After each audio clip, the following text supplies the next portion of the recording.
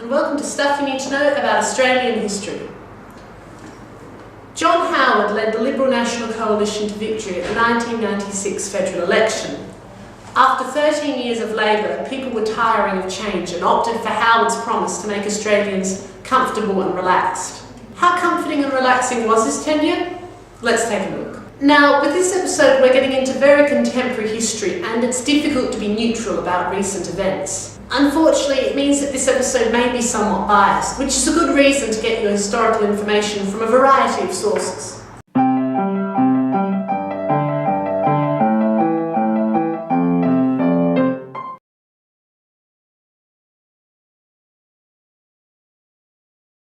One month into Howard's prime ministership, Martin Bryant killed 36 people in Tasmania in the deadliest shooting by a single person in the history of the English-speaking world. Howard responded by introducing new gun control laws, which had the support of over 90% of Australians. The other odd 10% would, however, prove to be an obnoxiously loud minority. They were the sorts of people who would normally support the Liberal National Coalition that Howard led, and many shifted their support to independent MP Pauline Hanson.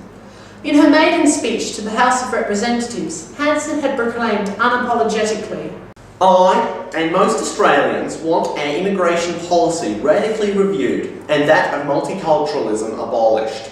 I believe we're in danger of being swamped by Asians."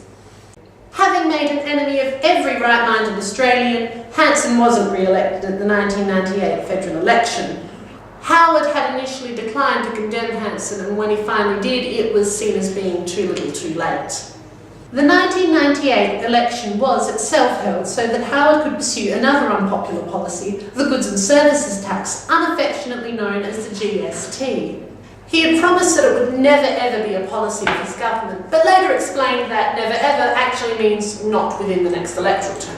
Howard scraped back in, though the Labor Party actually got more votes than the coalition at that election, and despite successfully legislating for the GST, he soon became unpopular again.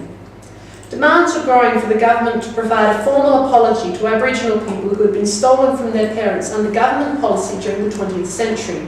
Howard continually declined to offer an apology, refusing to apologise for the actions of a previous generation. This was symptomatic of a significant change in Indigenous affairs policy under Howard versus the previous four governments. Indeed, when the High Court judgment came down in the Wick versus Queensland case, which determined that pastoral leases did not extinguish native title, Howard neutralised it by suspending the Racial Discrimination Act and making the Native Title Act more complicated and difficult to apply under his 10-point plan. Contrast this with Keating's response to the judgment in the Mabo case. This sparked protests and demonstrations across Australia, including a performance by rock band Midnight Oil at the closing ceremony of the 2000 Sydney Olympics, during which the band members had the word "sorry" printed on their clothes. Howard's political salvation would come in August 2001 in the form of the Tampa, a Norwegian ship which had picked up over 400 asylum seekers in distress. Howard refused to allow the Tampa to land in Australia, proclaiming, "We'll decide who comes to this country and the circumstances under which they come." Howard made an enemy out of asylum seekers, stirring fear amongst the general public.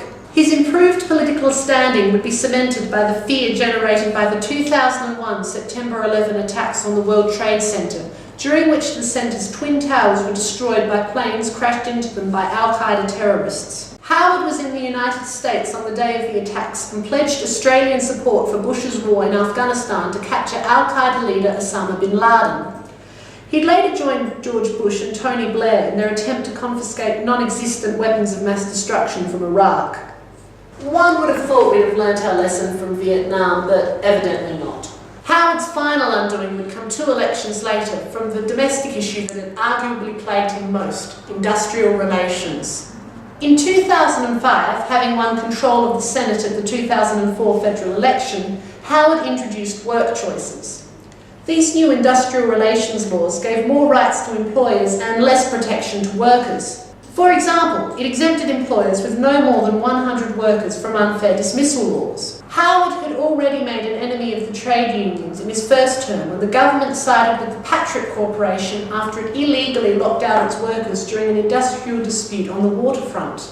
Soon after the introduction of work choices, the highly popular Kevin Rudd was elected leader of the Labour Party with Julia Gillard as his deputy, and Howard was defeated at the 2007 election, even losing his own seat.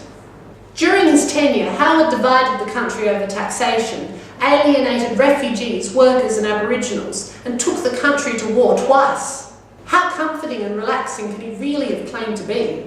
The Times was certainly good economically until one considers that in 2013 the International Monetary Fund named Howard's government spending as the most wasteful since the 1960s. Also, even if Howard himself was a beacon of conservatism and certainty during these times, the world was changing anyway.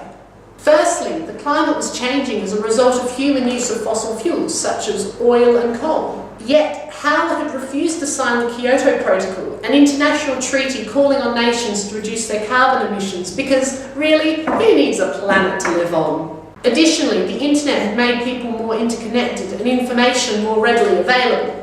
At the 2007 federal election, Rudd campaigned on both of these issues, promising to sign the Kyoto Protocol, introduce an emissions trading scheme, and roll out a national broadband network. We'll discuss those years next time. Thanks for watching, and I hope to see you then.